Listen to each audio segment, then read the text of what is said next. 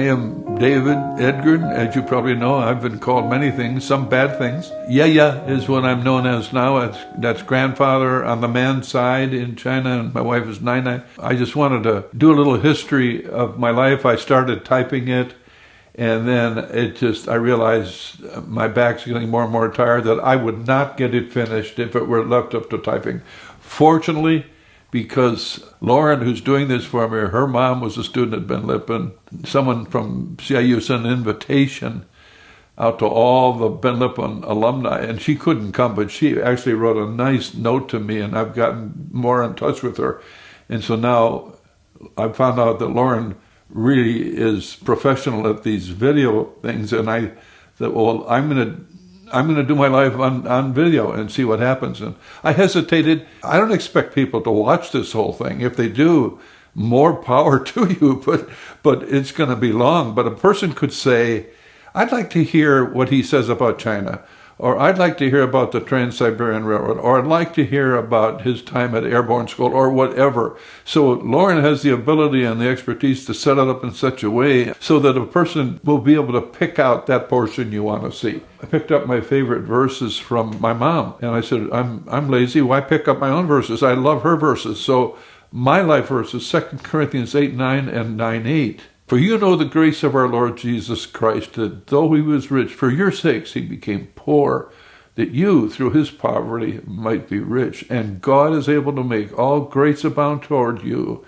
that you, always having all sufficiency in all things, might abound unto every good work. If you never heard that verse before, that's because it's King James, and you new people don't know King James, but I'm so grateful.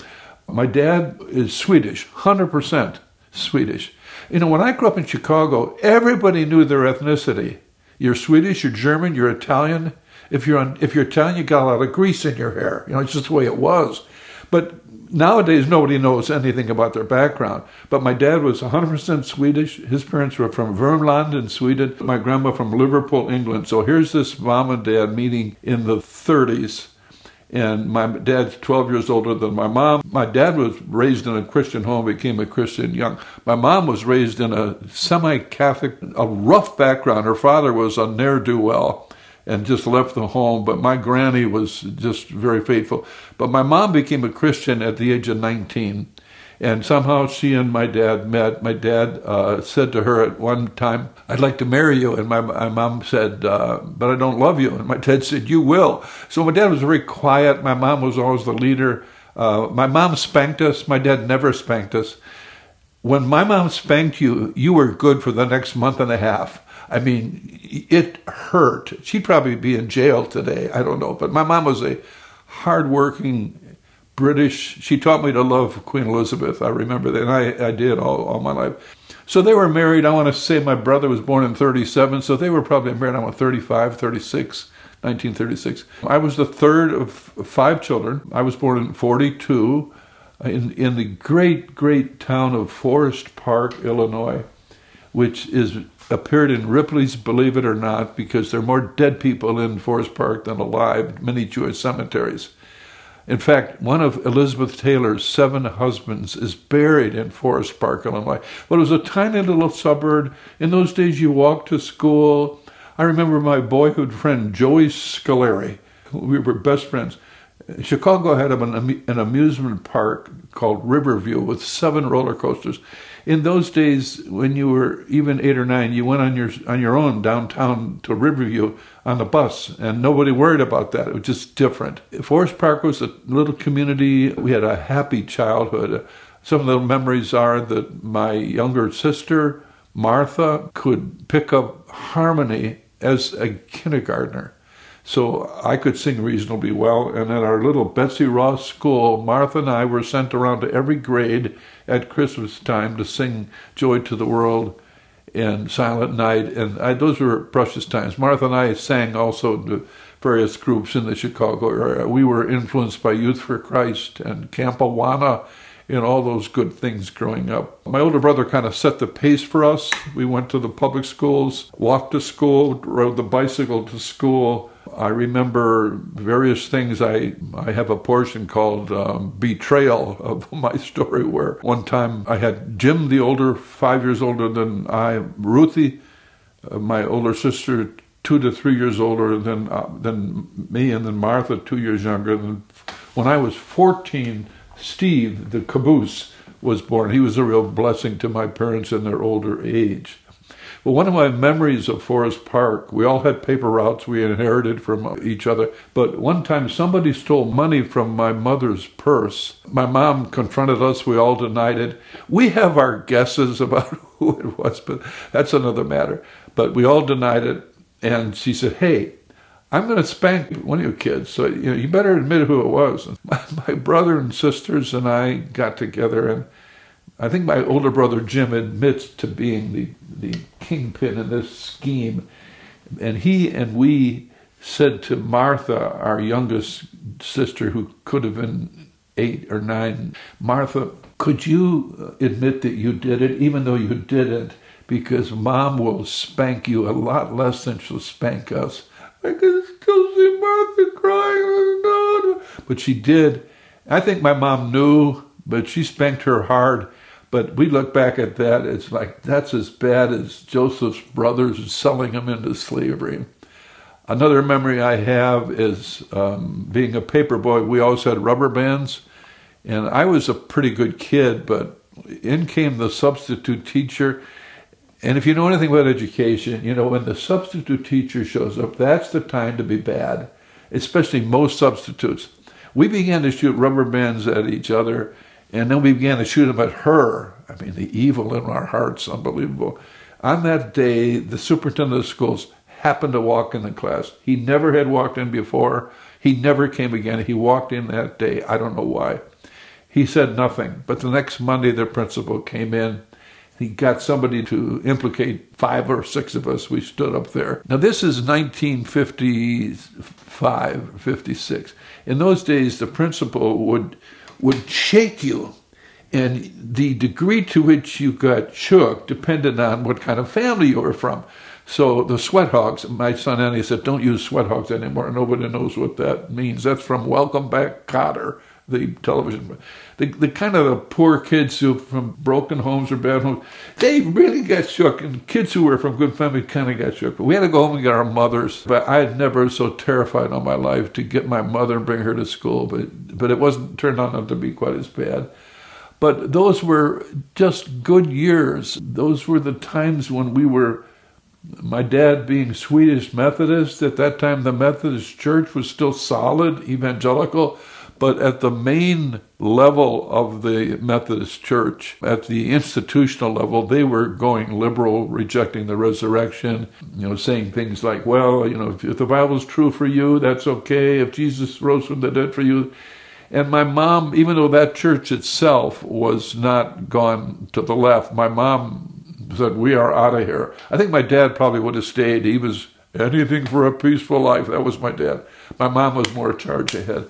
So we then moved to the Bible churches, and it was at that time that we really got solid teaching. I became a Christian at the age of 8.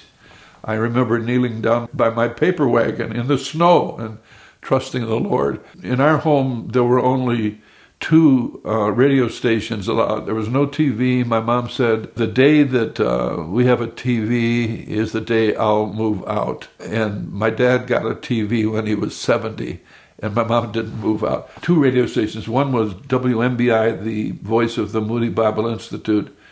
And so we listened to great, great music all the time from the Moody Chorale or Wheaton Glee Club. It was good. And then we could, WCFL, which was the Chicago White Sox. I remember one time we were able to listen to The Shadow, that program, The Shadow, on one of the other stations. And we didn't have a TV, and we had a ping pong table and a table hockey set in our basement, so all the kids came to our house to play. My mom was wise. She didn't say, "You may not ever watch TV anywhere." She knew that was not a battle she could win, because I would have snuck out and watched TV. But she said, "You watch TV at Joey Scolari's house or Charlie Smetana's house," all these ethnic names, "that's up to you. We're not going to have a TV here." I'm one of those kids, I'm as evil as the next guy. But in terms of rebellion against my parents, I never went through that. It was just, my mom was right. What she thought, what she liked in music, I liked in music. I remember being in the 8th grade, I played the cornet in elementary school, and then in high school you had to choose either the band or the choir, and I chose the choir. But I remember our band was playing 1, 2, 3 o'clock, 4 o'clock, rock, 6, 7. And I remember going to my mom and saying, "Do I need to quit the band?" And Mom, no, it's not. But at that time, that song was a little bit edgy for those raised in Christian homes. But my mom had 2 sisters. One was on a farm and another was on the other part of Chicago. We would sing Christmas carols coming home all the time in 4-part harmony. So I had this memory of being raised in a family that I was really happy about. I went to a very large high school, 5,000 kids, and one of the influences in my life was in 1955 or 56, when the 5 missionaries, Jim Elliot, Nate Saint, Raji Adari, and a couple more, were killed by the Auca Indians. And that affected my life. Jungle Pilot, that book by Nate Saint. I know a whole bunch of people my age or close to my age who ended up on the mission field or got to be stronger Christians because of the sacrifice of those guys. But we had Moody Bautista, we had Camp Awana. Awana started at my sister church, the Northside Gospel Center, Youth for Christ. We just had a good upbringing. So Chicago was a rough place. But I am grateful that my parents, my mom, I remember coming when it was always cold in the winters in Chicago. I would come home, my cheeks all red and freezing to death.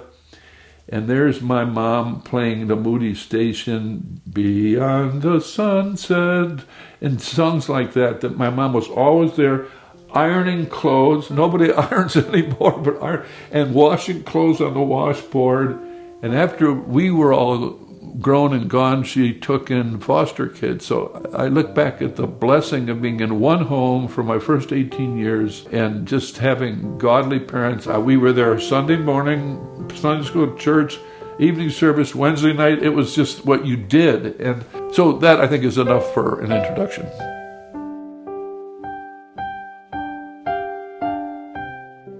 One more thing about my grandma on my mom's side, Willis, whose husband, my grandfather, left her to raise the kids. And well, I guess the kids were grown, but she took in boarders, but she was an amazing lady.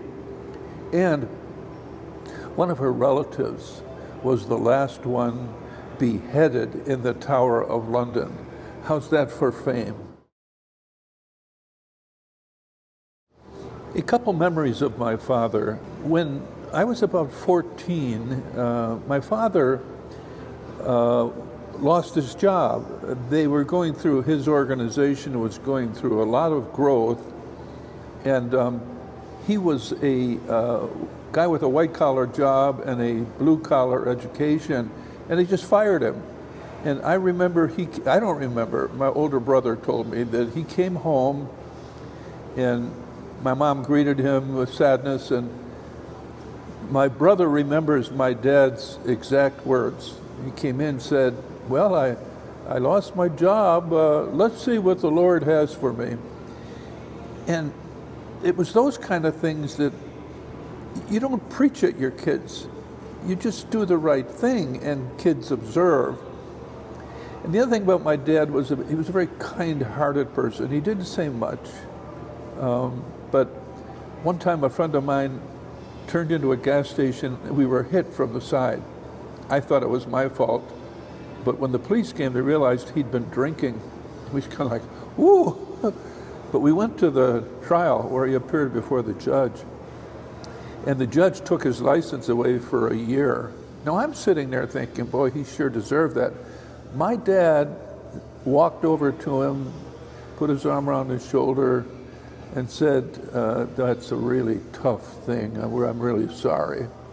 And I thought about that my dad was just a tender-hearted guy. Didn't say much, but just raised in a strong Swedish Methodist Christian home. And I remember those things about my father. Being raised as the middle child of 5, I was actually the third of 4. And they say that third children are independent and sociable, and that would be true for me. Independent for sure. My sister Ruth, I had the older sister Ruth, she had a great voice, she was a soloist in the choir. And my sister Martha, who was just the godliest, I think, of the 5 of us. But Ruth, my mom and dad refused to teach us about Santa Claus. They thought that is absolutely not scriptural. We're not going to teach our kids about Santa Claus. But my cousins, Linnea, Judy and Linnea, that would be my uncle Wesley, Uncle Stanley, his daughters. Their whole family were looking up the chimney thinking Santa Claus is coming down through there. And one Christmas we were at my Uncle Stan's house. My sister Ruth, who was a bit of a character, she takes Linnea and Judy over to the chimney and looks up and says, "Come on, Santa Claus couldn't fit down a chimney like that." Well, my aunt, she was fit to be tied, and she came over and was really angry at my sister Ruth. And Ruthie kind of looked at me with this smirk. I mean, she was repentant too, as she should have been, but that was Ruthie, and it was never a dull moment. At one point in our lives, my brother lived up in the attic. Later, my sister lived up in the attic, and there were stairs from the kitchen going up there. This was our home in Forest Park, Illinois, the first 18 years of my life.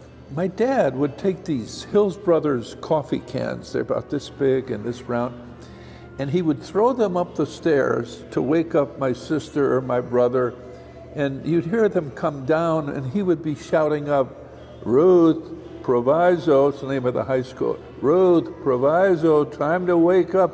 And you'd hear these coffee cans, boom, boom, boom, boom, boom, boom.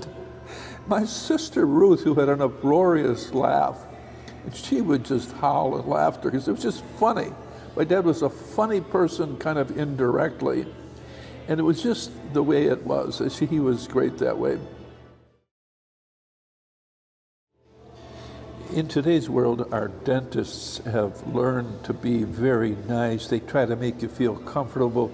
They have learned to give you the penicillin, whatever shot, and some of them are really good at it. You don't feel, but in my day, going to the dentist was like going to a horror program. They looked mean. I remember my dentist, you'd have to walk up the stairs to see him, and he looked down at you like, "Welcome to the dentist." It was a terrifying experience. And because I ate and chewed so much bubble gum, in the old days, the baseball cards came, the bubble gum was a flat piece like the card, and when you bought a baseball card, you bought the bubble gum too. My teeth were destroyed before I was 18. My mom said, "Go out and go to the dentist, get on the bus, you have to go change buses downtown." I went out to the corner, maybe 400 yards away, and waited for the bus, and I deliberately missed the bus. I did not want to go. I missed the bus. And I came back and said, "Oh, sorry, Mom. I guess I'm not going to make it. I missed the bus." My mom said, "David, you get out there and you catch the bus." She basically pushed me out the door. But you could not fool my mom, at least very few times. I remember one time my best friend Joey Scolari were at the very end of our house. It's a one-level house in Forest Park. She was on the very other end. We were extremely quiet, but there was a pantry, and we were stealing peanut butter cookies. My mom, from that distance, "David, Joey, get out of those cookies." You know, women have eyes behind their head, but my friend Joey Scolari said, "How did your mom know?" But I don't think my mom was alone in that kind of skill. During my growing up years, I think I mentioned that we were listening all the time to WMBI, the radio voice of Moody Bible Institute, and the Haven of Rest Quartet, Helen Barth. People who are not from Chicago don't know that name, but the 40s, the 50s, even the 60s, Helen Barth, Helen McInerney Barth, was the favorite female vocalist among Christians all over the Chicago area and even outside of the Chicago area. But just to show you, when I was a sophomore at the University of Illinois, I had 7 of her long play records with me that I played all the time. And I always maintained that love for that kind of music and the Haven of Rest Quartet, just the old hymns. And it turns out that later, during a time when I was going through difficulties, those songs came back to me, and I'm so grateful that my parents instilled that kind of music in me.